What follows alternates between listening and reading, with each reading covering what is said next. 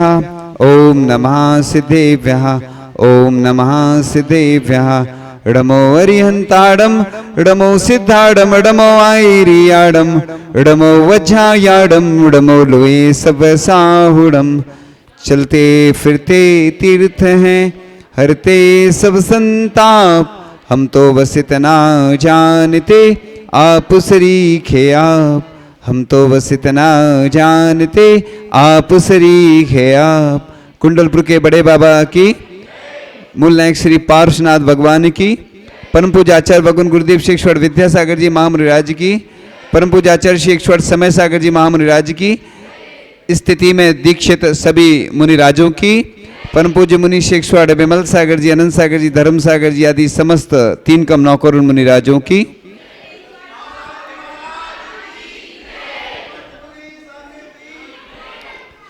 हमारे सुनो, बैठ जाओ शांति से। आचार्य भगवान की स्तुति करते करते सुनो, इधर देखो, सब लोग इधर देखना, बस 20 मिनट की बात है, ज्यादा बात होती नहीं है।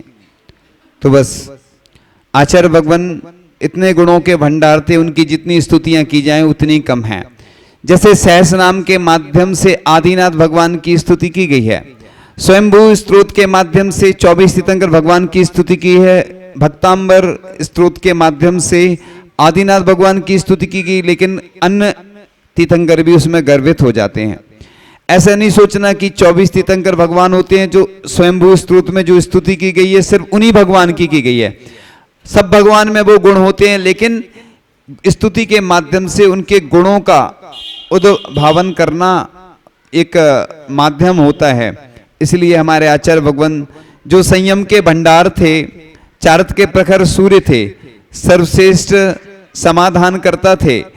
बीना बारा में आचार्य श्री के पास स्लिप लिखी के जाती थी, शंका समाधान होता था। 2010 में चातुर्मास चल रहा था और आचार्य भगवान के पास हम गए तो उन्होंने कहा कि मैंने, सुनो इधर सुनो, आज क्या हो रहा है समझ में नहीं आ रहा, समय सार ग्रंथ लगाया है हमने तुम्हारे लिए। तो आचार्य भगवान के पास स्लिप लिख के जाती थी, शंका समाधान होता था 2010 में, और आचार्य श्री स्लिप जाती थी और आचार्य श्री उसका समाधान करते थे। एक बार एक किसी दीदी ने कुछ ऐसा प्रश्न कर दिया, उस प्रश्न को हम नहीं बताएंगे, अलग से भले ही बता देंगे। तो कुछ समस्या वाला प्रश्न आ गया तो आचार्य श्री ने उस दिन से शंका समाधान बंद कर दिया, है ना। तो आचार्य भगवान सर्वश्रेष्ठ शंका के समाधान करता थे, जिज्ञासा के समाधान करता थे, है ना। तो इस प्रकार से सर्वप्रिय और सर्व यश धारक थे, सर्वव्यापी और महाअतिथि थे। सामान्य तो अतिथि होते हैं, अतिथि माने क्या होता है? अतिथि माने जिनकी ना आने की तिथि न जाने की तिथि। एक बार फिरोजाबाद में लिखा था कि आज अतिथि विषय पर प्रवचन होगा, रोज लिखा जाता था बोर्ड पे, है ना। कई जगह पुराने जमाने के बोर्ड रहते हैं, आजकल नए जमाने के बोर्ड आ गए, उन पे लिखा जाता है। नए जमाने के बोर्ड देखे ना, वो छोटे से होते हैं, ज्यादा बड़े नहीं होते, है ना। और पुराने जमाने के बोर्ड भी देखे होंगे आपने, रखे हैं, है ना। तो लिखा था और आचार्य श्री का बिहार हो गया।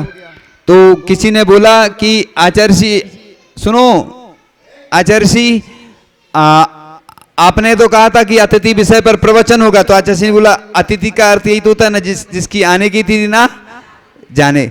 इसलिए अतिथि कभी भी आ सकते और कभी भी जा सकते, सिर्फ अतिथि दीपावली तक बस निश्चित रहती है, उनकी तिथि के दीपावली तक हैं बस, उसके बाद कोई गारंटी नहीं। फिर कहाँ जाएंगे, कौन अतिथि कहाँ पहुंच जाएंगे, कब आएंगे, ये भी कोई निश्चित नहीं।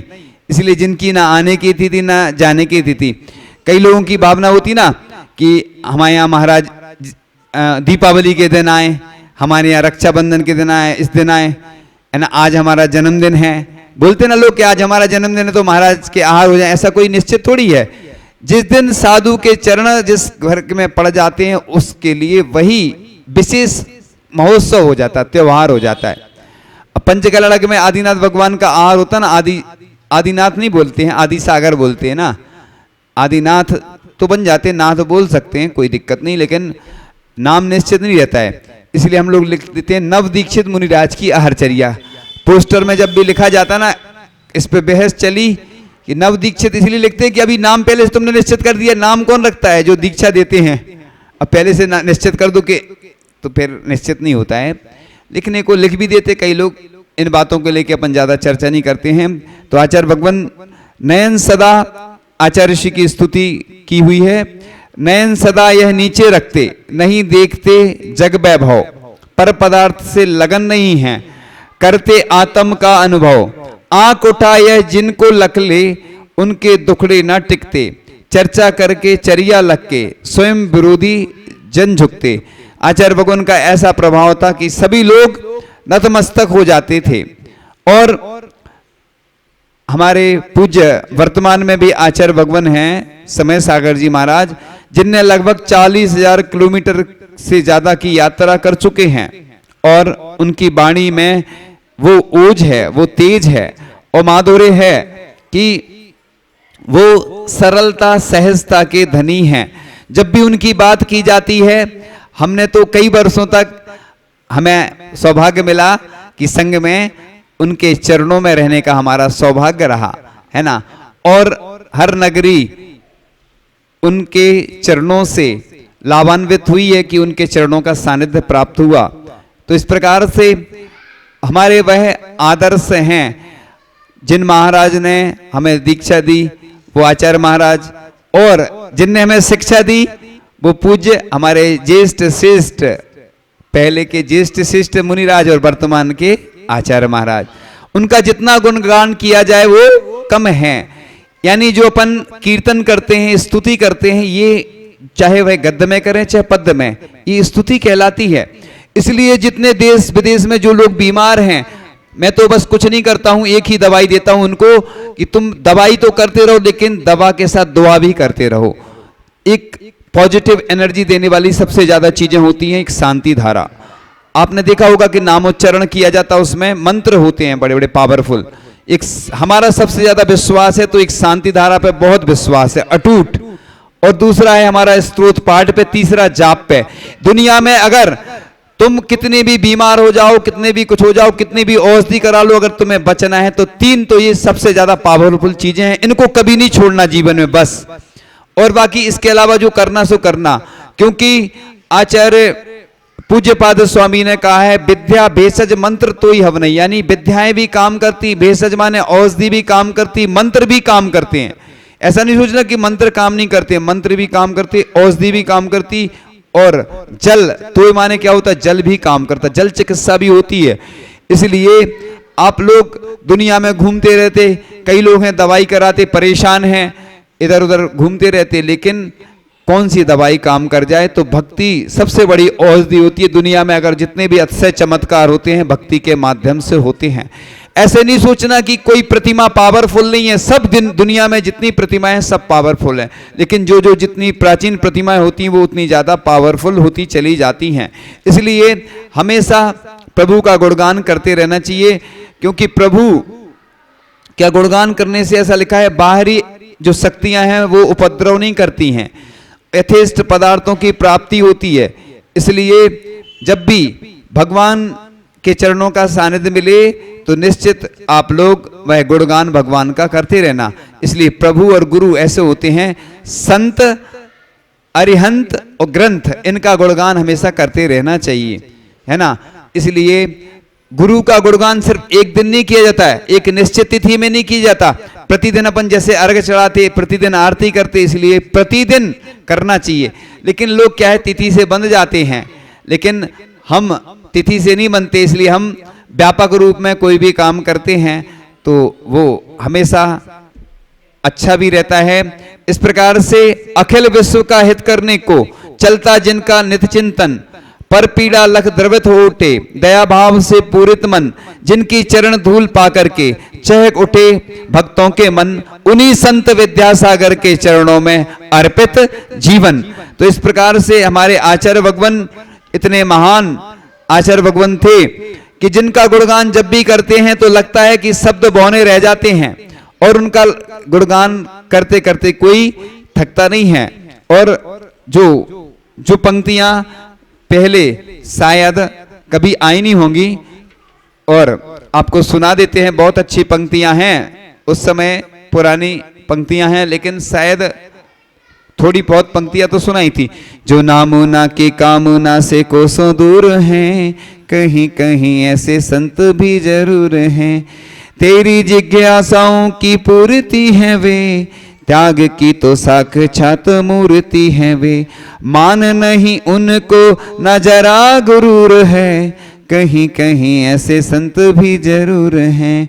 भाग उदय हो तो दर्श पाएगा, चरणों में जाके मन शांति पाएगा।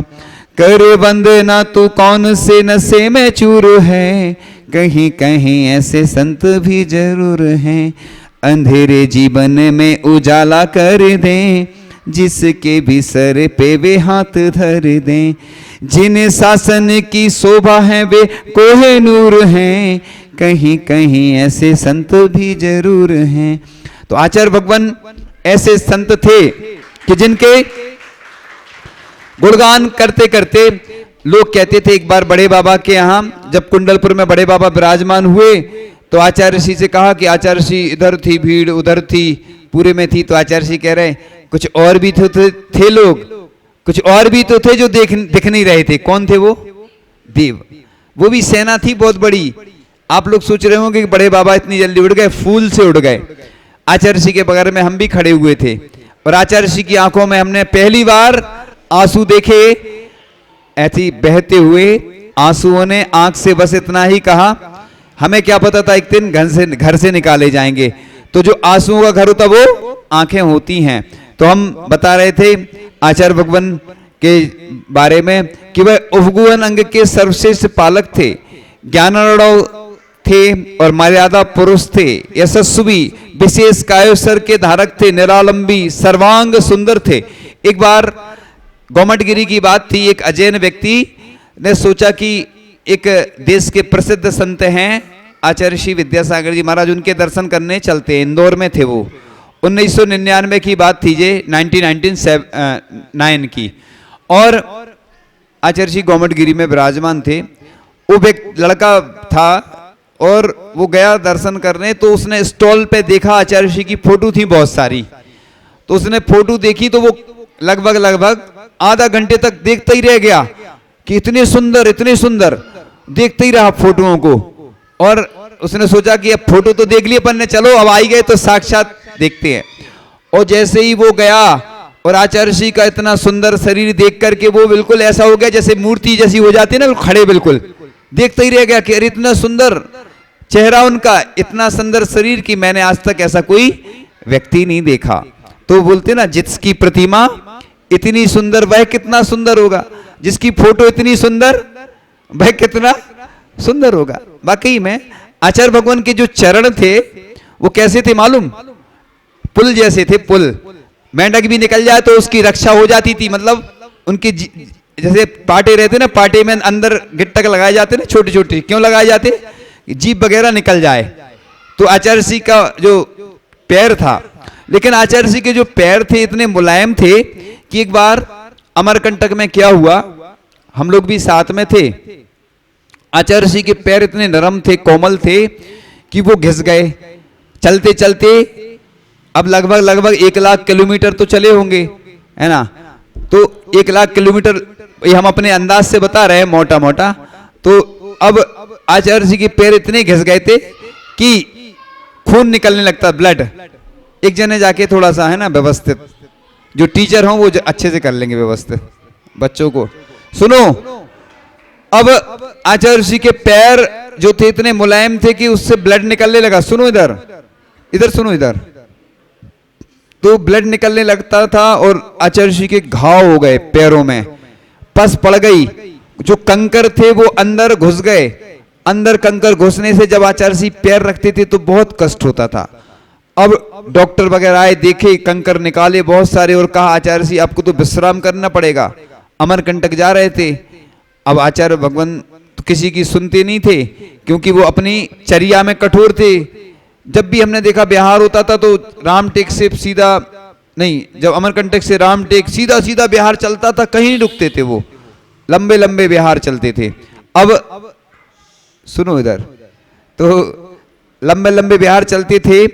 और आचार्य ऋषि जैसे ही विहार करते थे तो पस पड़ गई, उसमें पैर में पस पड़ गई थी, तो चुभते थे वो कंकड़, और चलते थे तो बहुत दर्द हो रहा था, चल भी नहीं पा रहे थे। कमंडल भी किसी को नहीं देते थे उस समय। अब एक ब्रह्मचारी जी को मुश्किल से दिया कमंडल, तो वो कमंडल पकड़ के चलने लगे। और फिर एक जो व्यक्ति था वो डीएसपी था उस समय, जैन नहीं था वो, तो वो साथ में चलता था। और आचार्य ऋषि के चरणों में इतनी पस पड़ने से रुकना पड़ा 1-2 दिन। फिर वो कंकड़ निकाले धीरे धीरे, फिर कड़का आदि लगाते थे, जो भी चिकित्सा आदि की जाती थी। और जो वो डीएसपी व्यक्ति था जो साथ में विहार करता था, आचार्य ऋषि के पुण्य के प्रभाव से आचार्य ऋषि का अतिशय वो चमत्कार हुआ कि बाद में वो एसपी बन गया, उसका प्रमोशन हो गया। यानी अजैन व्यक्ति भी मतलब सेवा करता था तो उसका प्रभाव, प्रमोशन इतनी जल्दी हो गया। देखो मतलब आचार्य ऋषि ने कितने लोगों को ऊंचाई पे पहुंचा दिया। हम भी बहुत जीरो पे थे, लेकिन आचार्य भगवान की कृपा से धीरे धीरे बढ़ते गए। कुछ नहीं आता था और अभी भी कुछ नहीं आता, जानते नहीं थे, लेकिन संग में बहुत कुछ सीखने को मिला आचार्य भगवान की कृपा से, आशीर्वाद से। यानी पहले कुछ आता नहीं था और जब सीख गए तो बता नहीं पाते कुछ। क्यों नहीं बता पाते? मर्यादाएं रहती हैं, जानते हैं लेकिन बता नहीं पाते, क्योंकि सब कुछ दिया प्रभु ने, सब कुछ दिया गुरु ने, इतनी सी बस कमी है, जानते हैं सबको मगर खुद से अजनबी हैं। तो अपन को अपने आप को जानना है, इसलिए प्रभु और गुरु की कृपा से व्यक्ति वो हासिल कर सकता है। इसलिए हम हमेशा रोज बोलते हैं, हमारा एक मंत्र है कि हम हमेशा गरीब के साथ हैं, रोगी के साथ हैं। जब भी कोई रोगी होता है तो हमारे मन में ऐसी भावना होती कि इसकी चिकित्सा कैसे हो। जब भी कोई गरीब व्यक्ति को देखते हैं तो अपनी समाज में, देश में जितने गरीब हैं, विदेश में भी हो सकते हैं, कई ऐसे लोग हैं जो विदेश में नौकरियां कर रहे हैं, जो धर्म का पालन नहीं करते हैं। अपने देश की सबसे बड़ी समस्या है कि अपन चिकित्सा के लिए इधर उधर भागते रहते हैं। कई बार किसी व्यक्ति को कोई मदद करने वाला नहीं मिलता है। कई लोग हैं, इतना धन रहता है लोगों के पास, इतना धन रहता है, लेकिन वो कुछ नहीं करते। आचार्य भगवान ने देखो पूरी मैत्री एक संस्था जबलपुर में स्थापित की, करवाई, निर्देशन दिया, मार्गदर्शन दिया, प्रेरणा दी। इसलिए दी कि उसके माध्यम से जो गरीब, जैन गरीब हैं, उनको रोजगार मिले। यानी आचार्य ऋषि ने देखो तीर्थंकर प्रकृति का बंद करने में एक निमित्त जो होता है कि सबके प्रति अच्छी भावना, वो तो सबको आपको पहले से ज्ञात है, हम कई बार बता चुके, इसलिए वो हम विषय को विस्तार नहीं करते हैं, क्योंकि विषय सब जानते हैं। तो आचार्य भगवान सबके प्रति दया भाव रखते थे।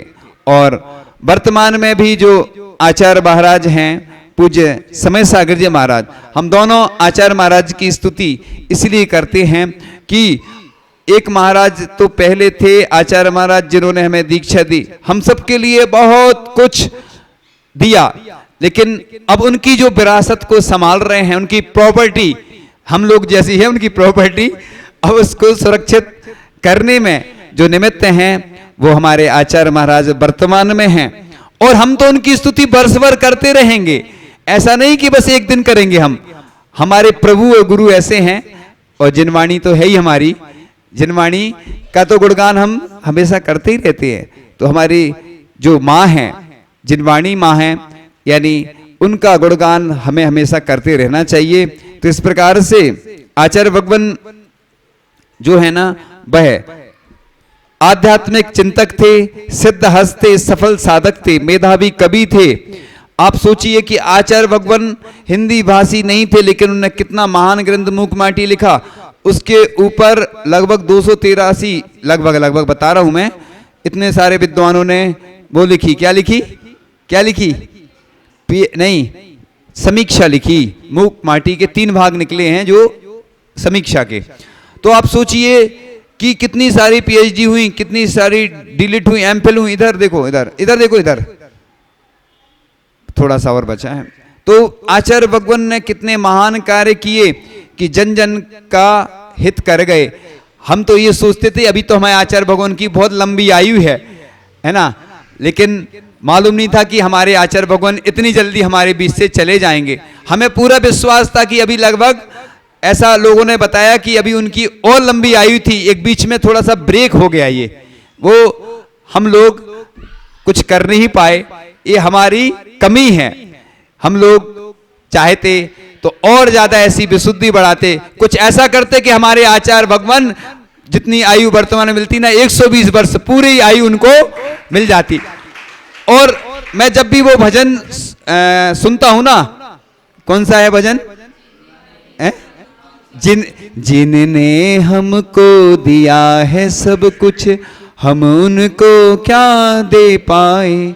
तो हमें ये पंक्तियां ना जब सुनते हैं ना, तो हमारी अंदर से एकदम से रोम रोम एकदम खड़ा हो जाता, अंदर से द्रवीभूत हो जाता हूं मैं। आचार्य भगवान की जो कुछ कभी भी कुछ देखता हूं ना मैं, वो समझ गए ना, चित्र आदि देखता हूं ना, तो मैं देख नहीं पाता हूं, मतलब आचार्य भगवान ऐसा लगता नहीं कि आज हमारे बीच से चले गए।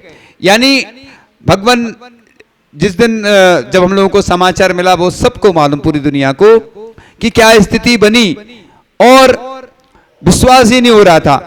मैंने जिस शाम को मैं जहां था, मैं डिटेल में नहीं बता रहा हूं, मैंने तुरंत विशेष लोगों को बोला कि तुरंत जाप चलना चाहिए, पूरे देश और दुनिया में जाप पहुंचना चाहिए आचार्य ऋषि के लिए सिर्फ। लेकिन वो जाप किसी कारण से कोई अनुकूलता नहीं होने पर शुरू नहीं हो पाई थी। वैसे तो अपन कर ही रहते, पूरे संघ को निर्देश आया था कि आचार्य ऋषि के लिए सबको स्पेशल जाप करना है अलग से। हम लोग सभी मुनिराज तो करते थे, पहले से ही हम लोगों को टारगेट मिला था। टारगेट जानते ना क्या कहलाता? लक्ष्य, कि इतनी जाप सबको करना। पहले मुनि आरिका और जो साधुगण थे उनको आया, फिर ब्रह्मचारी, फिर पूरे देश और दुनिया ने फिर जाप शुरू की। मैं आपको एक अतिशय चमत्कार बताता हूं कि मैं बीना में जब अस्वस्थ हुआ तो मेरी स्थिति बहुत ज्यादा खराब हो गई, लेकिन मैंने जब आचार्य ऋषि का मुख से जो नमोकार मंत्र है ना, जब सुना तो अलग ही एनर्जी आ गई। यानी आचार्य ऋषि इतने अतिशयकारी और चमत्कारी थे, लोगों को विश्वास नहीं था। मैंने तो कई बार ऐसे अतिशय और चमत्कार उनके खुद के देखे हैं, सुने हैं और पढ़े हैं।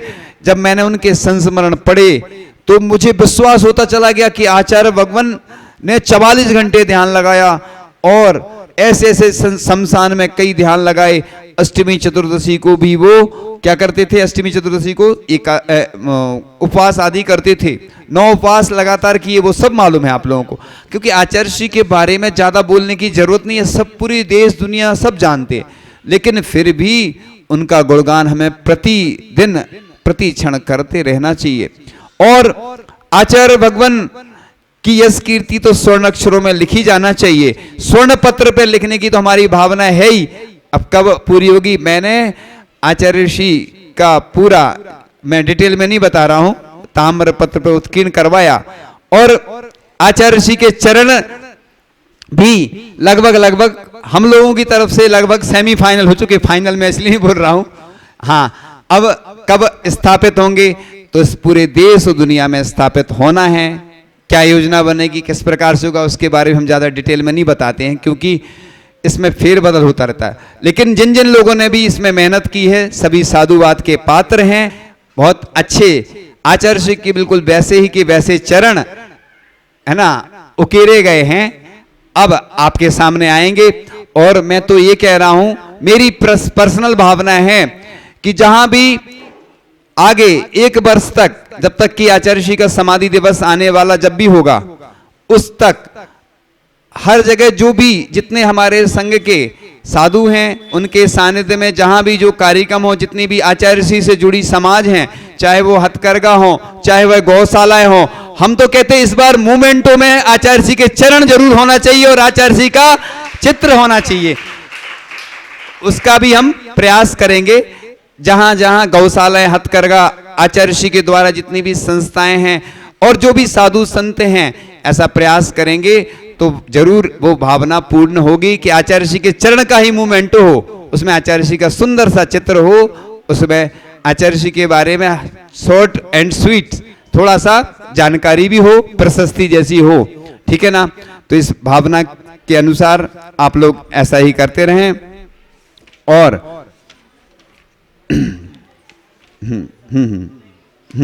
एक मिनट, थोड़ा भजन सुनाते हैं। हे मेरे गुरुवर एक बात बताओ, कहाँ है भगवन हमें दिखाओ। मैंने तो उनको कहीं देखा नहीं, कहीं मेरे भगवन गुरुवर तुम ही तो नहीं, कहीं मेरे भगवन गुरुवर तुम ही तो नहीं। मैंने सुना है मन मन में भगवान विराजे रहते हैं, अंतः मन से झांको तो वह हमें दिखाई देते हैं। मेरे तो मन में गुरुवर तुम ही हो बसे, कहीं मेरे भगवन गुरुवर तुम ही तो नहीं। तेरा रूप देख के गुरुवर कुछ कुछ ऐसा लगता है, मंदिर में भगवान की मूरत से भी कुछ कुछ मिलता है। सच सच बताना गुरुवर छिपाना नहीं, कहीं मेरे गुरुवर भगवन तुम ही तो नहीं, कहीं मेरे गुरुवर भगवन तुम ही तो नहीं। इस प्रकार से आज आगे आप लोगों की भजन संध्या आदि होना है, इसलिए आज अंतिम। हाँ सुनो अभी हम पहले समझ लें, पहले हमें जानकारी नहीं ना क्या कैसा। हाँ एक मिनट सुनो। तो आज प्रश्न नहीं पूछ रहे हैं, क्योंकि क्या है ना और भी चीज होना है। कल दीपावली कैसे मनाना है इसके बारे में कल बताएंगे बस। कल शुक्रवार है ना, हाँ फिर शनिवार और रविवार। हाँ शनिवार रविवार को क्या होता है, हाँ इसलिए अब दीपावली का अवसर आने वाला है, लेकिन प्रश्न पूछ लेते हैं। अंतिम क्लास की यात्रा चल रही है, तो प्रश्न पूछते हैं उसी में हो जाएगा अगर देखते हैं ना। ठीक है, कुछ सवालों का जवाब दो ना। आता है पहला प्रश्न आपके सामने। आचार्य श्री लगभग कितने किलोमीटर आचार्य श्री ने बिहार किया था? हाँ 1 लाख के लगभग बिहार किया था। उत्तर बिल्कुल सही है। व्यवस्था नहीं है बस वो रखा। वैसे हमारी भावना नहीं थी प्रश्न पूछने की, समय तो हो रहा, लेकिन आज विशेष दिन है इसलिए हमने कहा पूछ लो। कल नहीं पूछा। दूसरा प्रश्न आता है आपके सामने। आचार्य ऋषि के मूकमाटी ग्रंथ पर लगभग जो हमने संख्या बताई वो कितने विद्वानों ने समीक्षा लिखी? जो 283। उत्तर बिल्कुल सही है। दूसरा प्रश्न सुनो, 2 हो गए। तीसरा प्रश्न, आचार्य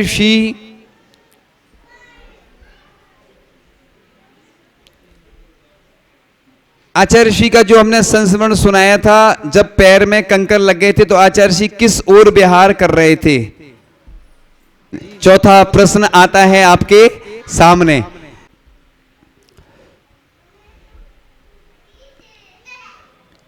एक व्यक्ति का प्रमोशन हो गया था, कौन सी पोस्ट पे था और किस पोस्ट पे उसका प्रमोशन हो गया था? डीएसपी से एसपी, लगभग जो हमें ज्ञात है। उत्तर बिल्कुल सही है। पांचवा प्रश्न,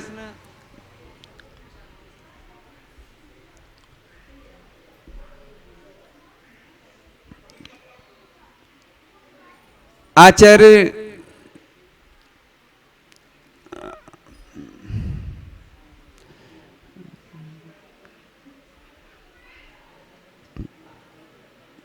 पूज्य समय सागर जी महाराज हमारे दीक्षा गुरु नहीं थे तो क्या थे?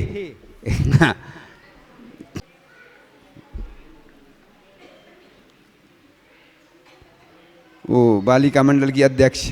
हाँ बालिका मंडल का क्या है, हमें जानकारी नहीं है।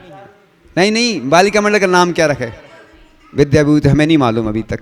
चलो, शिक्षा गुरु थे। अब हम स्पष्ट कर दें, बैठ जाओ। पढ़ाया है तो हमारे शिक्षा गुरु वो मुनि अवस्था में पढ़ाया नहीं, मतलब ब्रह्मचारी अवस्था में, तो उस अपेक्षा से बताया। अभी तो हमारे वो आचार्य हैं, इसलिए मैं क्लियर कर दूं, लोग कंफ्यूज हो जाते, कुछ का कुछ लगा लेते, इसलिए चलो आज 5 प्रश्न हो गए। अब बता दो चारू कहाँ है, थोड़ा जानकारी दे दो लोगों को, क्या है अभी कार्यक्रम बता दो। यहाँ होना, अरे तो दे दो ना, तुम बोल दो ना, बोल जल्दी बता दो, क्योंकि हमारी कक्षा पूर्ण हो चुकी है, अब हमारा काम नहीं बचा, थोड़ा सा जानकारी दे दो अभी क्या होना, कैसा क्या, हमें जानकारी नहीं है इसलिए बता रहा हूँ। बोल, अरे यहाँ होना है कि वहीं, क्यों उधर क्यों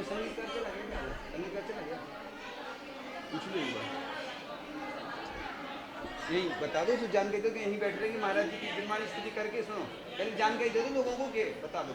आगे आ जाओ, थोड़े आगे, इधर आओ, इधर ऐसे आओ ना, ऐसे निकलते जाओ, निकलते यहीं खड़े हो जाओ, समय खड़े हो जाओ, चलो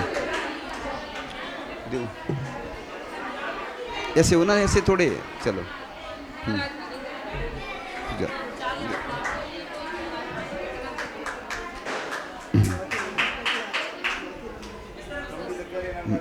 आ जाओ, निकलते जाओ, फिर अभी फिर से नमस्ते।